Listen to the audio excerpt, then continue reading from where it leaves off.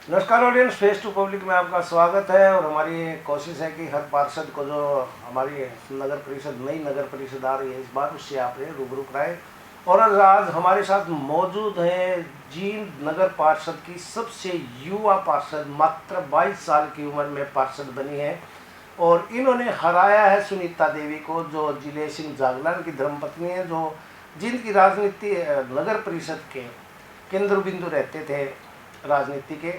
तो एक बहुत बड़े माहिर खिलाड़ी को हरा कर निकिता आई हैं। निकिता, आपका बहुत बहुत स्वागत है।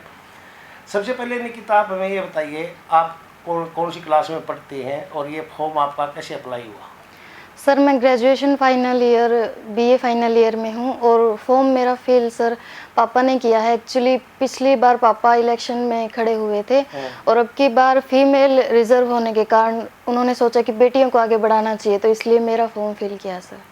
जब आपका फॉर्म भरा गया तो आपके ऊपर का दबाव महसूस नहीं करे थे कि राजनीति में नगर परिषद को मैं कैसे फेस करूंगी? तो कितना दबाव मानना था और आप खुश हुई थी या नहीं?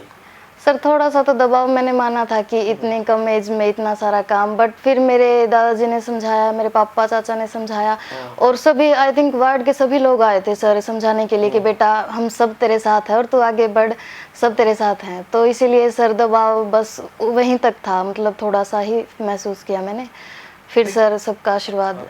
आपके साथ जो स्टूडेंट हैं आपके रही होंगी छात्र है, तो उन्होंने नहीं कहा कि क्या कर रही हो निकिता, नगर परिषद का चुनाव लड़ रही हो, ये तो बहुत लफड़े होते हैं राजनीति में, ऐसा कुछ हुआ या नहीं हुआ? नहीं सर, एक्चुअली ऐसा कुछ नहीं हुआ। मैंने +2 जैसे आर्ट्स से की है सर, पोल साइंस मेरा मेन सब्जेक्ट रहा और उसमें सर जैसे हम कोई भी चैप्टर पढ़ते थे तो ग्रुप डिस्कशन होता था सर एक दिन, तो उसमें जैसे मैं सुझाव देती थी कि मैम ऐसे होना चाहिए था, ऐसे करना चाहिए था, तो मेरी टीचर जो मिसेस मुक्ति सिसोदिया हैं, उन्होंने कहा कि नितिका मेरे को लगता है तू पॉलिटिक्स में जाएगी। मैंने कहा नहीं मैम, ऐसा तो नहीं है। उन्होंने कहा नहीं बेटा, तेरे इलेक्शन बता रहे हैं। अच्छा, हाँ जी सर, तो उन्होंने वहाँ से शुरू हुई थी सर ये पॉलिटिक्स की। ग्रुप में जीत जाते थे या बेस में आ जाते थे पॉलिटिकल साइंस? नहीं सर, जीत जाते थे। जो मेरा ग्रुप होता था हम जैसे डिस्कशन करते थे या फिर कुछ ऐसे भाषण वगैरह में होता था राजनीति के ऊपर, तो सर मैं जीत जाती थी। जीत जाती? हाँ जी सर। चलिए देखिए, स्टूडेंट लाइफ में काफ़ी बहस करती थी राजनीति शास्त्र में, जो इनका एक सब्जेक्ट था उसके ऊपर। और निकिता, मैं एक बार फिर बता देता हूँ आपको, सबसे युवा पार्षद है, मात्र 22 साल की उम्र में नगर पार्षद बनी है। इनसे बातें करेंगे बहुत सारी, अब राजनीति में ये कैसी आई और आगे इनका क्या एम है। निकिता, अब आगे क्या एम है आपका? स्टडी में कहाँ तक पहुँचना चाहते हैं या राजनीति में ही घुसी रहेंगे? नहीं सर, अभी जैसे फाइनल करके ग्रेजुएशन, फिर मैं पोस्ट ग्रेजुएशन करूँगी सर, मास्टर्स उसमें पोल साइंस में सर, फिर PhD करूँगी सर मैं आगे। हाँ जी सर। आगे टारगेट क्या है? सर टारगेट अभी तो मेरा स्टडीज़ का ही है और ये 5 साल अच्छे से काम करना है, फिर सर आगे अगर जनता ने मौका दिया तो चेयरमैन या कुछ इससे आगे। Yes sir. अभी से लक्ष्य निर्धारित कर लिया है? Yes sir. अगर बीच में आपको नौकरी मिल जाती है यस सर, तो आप ये इस्तीफा दे देंगे क्या? नहीं सर, मैं इस्तीफा नहीं दूंगी और राजनीति को ही कंटिन्यू रखना चाहती हूँ। राजनीति को ही कंटिन्यू रखना चाहते हैं? चलो, उससे हमारी शुभकामनाएं आपके साथ है। Thank you. तो अब हमें ये बताइए कि आपके वार्ड में क्या समस्याएं हैं और कौन सी बात ऐसी चली कि आप 1100 वोटों से ज़्यादा से जीतती हैं? Yes sir. तो कौन सा मुद्दा आपने उठाया था कैंपेन के दौरान? सर वार्ड नंबर 27 जब चेयरपर्सन मैम के साथ मीटिंग हुई तो उन्होंने कहा कि वार्ड नंबर 27 सबसे पिछड़ा हुआ है और सच में सर पूरे शहर में सबसे पिछड़ा हुआ है। वहाँ की गलियाँ, वहाँ की सड़कें बहुत बुरा हाल है और सर सीवरेज का तो पता ही नहीं है, मतलब कई गलियों में तो है ही नहीं और जहाँ है वहाँ ओवरफ्लो हो रहा है। MC जो पहले पूर्व थे उनसे मिलने जाते तो कहते थे कि हाँ जी करवा देंगे, बस सर वहीं बात खत्म हो जाती थी। तो सर वहाँ के जब लोगों ने देखा कि मतलब विकास नहीं हो रहा है तो बदलाव होना चाहिए। सर जैसे मैं लोगों से मिली, ward to ward, door to door हम गए, प्रोग्राम हुए तो लोगों ने बहुत सारी प्रॉब्लम्स बताई और कहा कि अब की बार तो बदलाव ज़रूरी है सर। तो आप अभी तक तो मुझे लगता नहीं कि नगर परिषद के जो अधिकारी हैं, कर्मचारी हैं, उनको भी जानती होंगी अच्छी तरह से, तो उनको कैसे फेस करेंगे? क्योंकि अपनी जींद नगर परिषद तो कारनामों में ही रही है चर्चा में, तो किसी अधिकारी को उनको कैसे फेस करेंगे? किसी अधिकारी को जानते नहीं आप? नहीं सर, सच बताऊं मैं अभी तक किसी को नहीं जानती क्योंकि मैं कमेटी में अभी तक गई भी नहीं हूँ। अच्छा, लेकिन पार्षद बन के जाए? हाँ जी सर। क्या लग पाया है। देखिए निकिता ने कमेटी में आज तक नहीं गई हैं और पहली बार जाएंगी तो सीधी पार्षद बन के जाएंगी। Yes sir. तो कैसे फेस करेंगे उनको? सर मैंने भी सुना है ये बात, अधिकारी जो हैं काम पूरा नहीं करते हैं टाइम पर। सर थोड़ा उनको स्ट्रिक्ट मतलब उनको ऑर्डर दिए जाएंगे कि अपना काम टाइम पर पूरा करें, लोगों की बातें सुने, जो उन्हें प्रॉब्लम्स बताई जा रही है उनको सोल्व करने की कोशिश करें कम से कम। Yes sir. तो अभी तो यही तो है सबसे सर। पहले वार्ड में कौन सी समस्या को दूर कराने की कोशिश करेंगे आप? सर गलियों की है, गलियां अभी तक बहुत कच्ची हैं सर। जैसे अभी बारिश का मौसम चल रहा है सर, तो वार्ड 27 में तो चलना ही बहुत मुश्किल काम हो जाता है सर। जी। कोई रिलेटिव आएगा तो कहेगा नहीं नहीं बारिश के मौसम में तो आपके घर नहीं आ सकते, ये सब इतना बुरा हाल बातें। है। यस सर, ये सब बातें एक्चुअली सभी सुनते हैं, मैं ही नहीं सभी सुनते हैं सर। चलिए निकिता ने एक बात बताई है, वार्ड नंबर 27 में कोई रिलेटिव आना नहीं चाहता, खासकर Yes, बारिश के मौसम में। और देखते हैं इनके 2-3 साल के अंदर ये क्या वो रिश्तेदार आने लगेंगे या नहीं लगेंगे। Yes, ये आपके लिए चैलेंज ले रहे हो आप निकिता, यस सर। देख लीजिए यस सर। कितना कॉन्फिडेंट है रिश्तेदार आना शुरू हो जाएंगे बारिश के दिनों में आपके वार्ड सर में? ये जैसे आपने कहा कि 2-3 सालों में वो दोबारा आना शुरू कर देंगे सर। बारिश के मौसम में उन्हें बुलाएंगे फिर। क्या रणनीति रहेगी आपकी?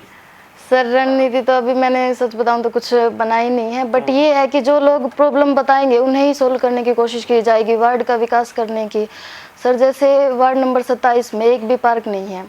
ये जैसे बड़े बुजुर्ग बताते हैं कि बेटा सवेरे शाम कहीं घूमने जाना हो तो बहुत दूर दूर तक जाना पड़ता है, बालाजी पार्क या हर्बल पार्क, वहां तक कैसे जाएं। छोटे बच्चे भी बताते हैं कि गलियों में खेलते हैं तो वहाँ मम्मी। कोई सरकारी जमीन बची हुई है? Yes sir. बची हुई है? यस है सर, सरकारी जमीन भिवानी रोड पर सर पशु अस्पताल है, वो तो छोटे से एरिया में बनाया गया है सर, पीछे सारी जमीन खाली ही पड़ी है, तो वहाँ बनाया जा सकता है सर पार्क।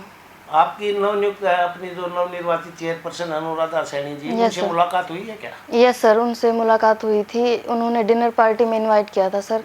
तब उन्होंने कहा था कि जो शपथ वगैरह है उसके बाद पूरा अच्छे से काम वो शुरू कर दिया जाएगा और पूरा ध्यान दिया जाएगा सर शहर के विकास पार्टी में गए, वहाँ तो सभी पार्षद थे, उनके परिजन थे, तो कैसा फील हुआ आपको? कैसा लग रहा था कि वो कितना आपको किस नजर से देख रहे थे कि छोटी गुड़िया पार्षद बन रही है, तो वहाँ क्या क्या अनुभव रहे? सर पहले तो मेरे को थोड़ा सा डर लग रहा था कि सभी बड़े बड़े और मैं ही छोटी सी, लेकिन फिर सबने सर मतलब अपनी बेटी जैसा ही समझा सभी ने कि क्या करते हो बेटा, अभी कौन से मतलब आगे फील्ड में जाओगे, ये और वो अच्छे से बात की सर। सभी ने आशीर्वाद दिया, सभी ने शुभकामनाएं दी कि आप आगे बढ़ो, सभी साथ आपके। हाँ जी सर। चलिए, तो अब आगे कहाँ तक बढ़ेंगे? पहले नगर परिषद चेयरपर्सन का चुनाव लड़ेंगे या सीधे डायरेक्ट एमएलए तक लक्ष्य है? सर वो तो अभी मैंने कुछ डिसाइड नहीं किया है, मम्मी पापा क्या करते हैं? सर मेरे पापा की फर्नीचर की शॉप है भिवानी रोड पर, हरियाणा स्टील एंड फर्नीचर के नाम से, और मम्मी मेरी हाउस वाइफ है सर। जी। हाँ जी। तो वो आपको पूरी छूट दे रहे हैं कि आप राजनीति में बढ़ना तो राजनीति में जाइए, सर्विस करनी है तो सर्विस में जाइए। हाँ जी सर, वो बचपन से ही है सर, मेरे पापा और मम्मी दोनों ही, कि बेटियों को आगे ज़्यादा बढ़ाना चाहिए। इवन मेरे भाइयों से आगे तो हम दोनों बहन ही है, 4 बहन भाई हैं सर। भाइयों से आगे दोनों बहन? Yes sir. क्यों, भाई कुछ नहीं करते क्या? नहीं सर, करते तो हैं, बट पापा का जो मेन लक्ष्य रहता है कि बेटियों को पहले, भाइयों को थोड़ा पीछे। अन्याय अन्याय तो नहीं कह सकते सर, बट ये है कि जैसे मतलब आज के ज़माने में जो बेटियों की सिचुएशन है, आगे बढ़ा भी रहे हैं सर, लेकिन फिर भी कहीं ना कहीं बेटियां पीछे ही है, तो उनकी सोच है कि पहले बेटियां फिर बेटे। अच्छा निकिता, ये भी बताइए हमें कि किसी पार्टी का आशीर्वाद था आपके साथ, या किसी नेता का, मंत्री का कोई आशीर्वाद था, या जनता के आशीर्वाद से यहाँ पर? नहीं सर, किसी पार्टी या नेता का आशीर्वाद नहीं था, ये तो वार्ड नंबर 27 और पूरी जिंदगी ही जो मतलब जहाँ जहाँ जान पहचान थी सभी कह रहे थे कि आप कर सकते हो, आप आगे बढ़ो, उन्हीं का आशीर्वाद था सर। उन्हीं का आशीर्वाद। Yes sir. ऑडियंस, ये थी हमारे जींद नगर परिषद की नवनिर्वाचित और सबसे युवा पार्षद निकिता कौशिक, और जिन्होंने 1100 मतों से ज़्यादा की जीत हासिल की थी, और इन्होंने कहा कि जो भी चैलेंज आएगा इनके सामने वो बेधड़क आगे बढ़ेंगी। और हम निकिता के साथ साथ इनके पापा को भी बधाई देते हैं जिन्होंने अपनी बेटी को आगे किया, और इन्होंने कहा कि हम दोनों बहनें भाइयों से एक कदम आगे हैं, वो चाहे पढ़ाई का क्षेत्र हो या कुछ करने का। तो निकिता, हमारी बहुत बहुत शुभकामनाएं आपके साथ, और चाहते हैं कि आप जीवन का हर लक्ष्य प्राप्त करें, राजनीति हो, सर्विस हो या पढ़ाई हो। और समय समय पर आपसे ज़रूर हम मुलाकात करते रहेंगे, आपके वार्ड को कितना सफल बनाया, कितना नहीं, क्या समस्याएं आपको आई हैं, कहाँ तक कितना अनुभव हुआ। और पहली पार्षद होगी जो पहली जींद की निवासी होंगी जो आज तक कमेटी में नहीं गई है, जब जाएंगी तो वहाँ पर सीधे एक प्रतिनिधि के रूप में आपने हमारे लिए समय निकाला निकिता, उसके लिए आपका बहुत बहुत धन्यवाद और हमारी शुभकामनाएं आपके साथ। सर मैं अपने सभी मतदाताओं का धन्यवाद करती हूँ, उन्होंने मेरा इतना साथ दिया और मैं उनकी उम्मीदों पर पूरा खरा उतरने की कोशिश करूँगी। उनका बहुत बहुत धन्यवाद। Thank you. Thank you.